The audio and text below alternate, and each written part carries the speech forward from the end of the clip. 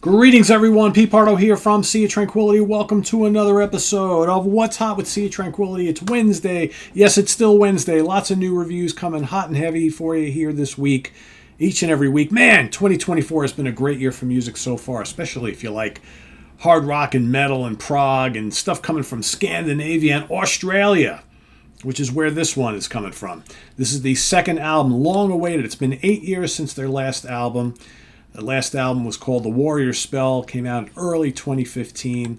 Here we are, finally, the follow-up. They're now on Cruz del Sur Records. The band is called Tarot. Glimpse of the Dawn is the name of the record. Look at that cover artwork, huh? Yeah, baby. Man, if you're not hip to Tarot, you are missing out, folks. You need to investigate this band ASAP. Well, listen to what I have to say first and then go check them out. All right, so let's take a look at the booklet here.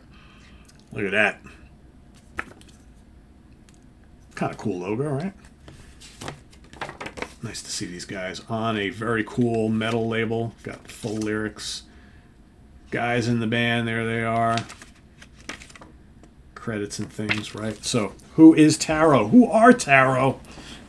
They are Matt Fraudsham on drums.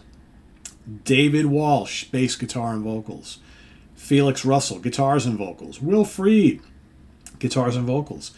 David Harrington George, organs and synthesizer, mellotron and piano. Of course, they spelled mellotron wrong. It's got to have two L's, guys. Glad you're featuring here. Also, Lynn Griffiths, flute on one track. Jens Hansen, violin on one track. Recorded by Joe Haley at Crawl Space Productions, late 2022. All songs written by Tarot, produced by the band. Artwork by Lena Richter. Nice job, Lena. All right, so let's give you another quick look at the guys in the band. There they are. So, who and what are Tarot all about? Well, if you didn't catch their debut album, in fact, I'm pretty sure I reviewed it here on the channel. I do want to thank Ryan Scout for turning me on to these guys all those years ago. Tarot is a throwback to classic 70s heavy rock and prog rock a little bit. Their biggest influences are Deep Purple and Uriah Heep, but I detect a little Jethro Tull, a little Wishbone Ash in their music as well, and a little Rainbow as well. So classic Rainbow, Heep, and Purple with some sprinklings of prog and jammy stuff thrown on top, right? Classic rock. That's what this is all about. This is a terrific, terrific album for those who love classic sounds. If you love those bands, you can't go wrong here. Tons of Hammond organ, like I said, and some synth and some mellotron. Big, heavy, cranking riffs, bluesy, hard rock riffs.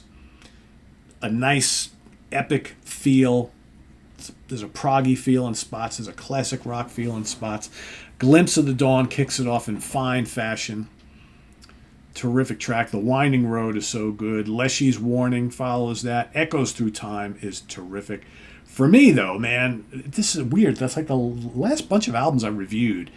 All have really strong back ends of the album, second half. That's not always the case. A lot of albums are front-loaded. I don't find that at all with this particular album here. The Vagabond's Return is so cool.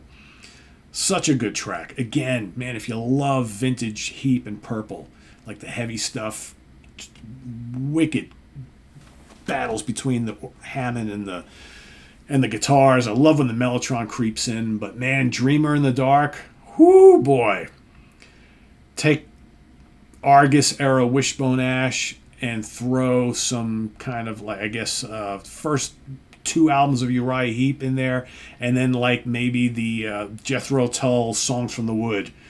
That back end section, just like this complex just arrangement thing going on, mind blowing. And then Heavy Weighs the Crown, longest track on the album, just over 7 minutes long, just so heavy. Again, it's very heavy, very unlike Uriah Heep, just big barnstorming riffs, tasty soloing, organ, great vocals.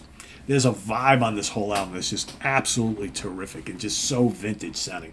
If I played you this album and I didn't tell you that it was a recording from 2014 or a release from 2014, you'd probably be like, Pete, is this some like undiscovered band from like 1973 that you haven't told us about before? No, it's Tarot from Australia, brand new album. That's the vibe. it's just got that classic vintage vibe going all through it that I just absolutely love. So let me read just a little blurb. If what I just said hasn't sold you, let me read a little blurb from the band themselves. Vintage, earthy, 1970s hard rock done right from the land down under. The long-awaited sophomore album from Australia's Taro reimagines heavy Hammond B3 organ hard rock for a new generation. 8 years have passed since Taro's first full-length reflections to their new long player, Glimpse of the Dawn. It was like a lifetime for the 70s rock-tinged Australians. Anyway, it talks about how they pay tribute to their core influences of Uriah Heep, Rainbow, and Deep Purple while blazing an identity of their own. What else here? Taro already has plans to hit its Australian homeland and Europe throughout 2024, bringing its hard-rocking, anthemic songs to audiences deserving of a band that perfectly embodies the spirit of 70s rock. Yeah, I mean, that's the thing. Anthemic. I didn't mention that. These songs are very anthemic. They just have that quality. That's why kind of like I brought up Wishbone Ash. Like early Wishbone Ash had that kind of like epic, just kind of very British hard rock, prog, just epicness, majestic type of thing. They've got that, right? And then you pump in the big heavy guitars and the big heavy Hammond and occasional Mellotron and stuff. Awesome stuff. Awesome. 4.5 out of 5 star. Loving this. Glimpse of the Dawn by Taro. Go check it out. Don't miss it. If you've already heard it, let us know what you think down in the comments below. I'll drop the Bandcamp link. Go give it a listen. Come back. Let us know what you think. Hopefully you found a new favorite album from this year so far, and enjoy. Visit us on the web at www.seatranquility.org. We're on Facebook. We're on YouTube all together all the damn time. Please subscribe if you haven't already, and click on that notification bell so you get alert of all of our content as it posted. Please do hit the like button before you leave. Also down below we got the links to our Ko-Fi page for channel donations, our merch page, and our Cameo page. Thank you in advance for all your support there. We greatly appreciate it, as always, and we'll see you soon here with more stuff. You may get one more today. I've been talking up a storm the last couple of days putting these together, so I may take a break, save some for next week, because we've got brand new Horse Burner, we got brand new Celeste for all your Italian prog lovers. Sal, stay tuned next week. We got new Vitskar Sudin, we've got new Fernando Perdomo, we got new The Tangent, we got Psychotic Waltz reissues, we got Jethro Tull Live bursting out the inflated edition, we got new Black Country Communion that I should have today or tomorrow. I wore the shirt today, but I don't have the CD yet, so that'll be next week as well. So yeah, lots cooking, lots more coming. Full Earth, we got that as well. There's lots more. So yeah, it's all happening. It's all coming. Thanks for watching. I'm Pete Pardo. Take care, everybody. Bye-bye.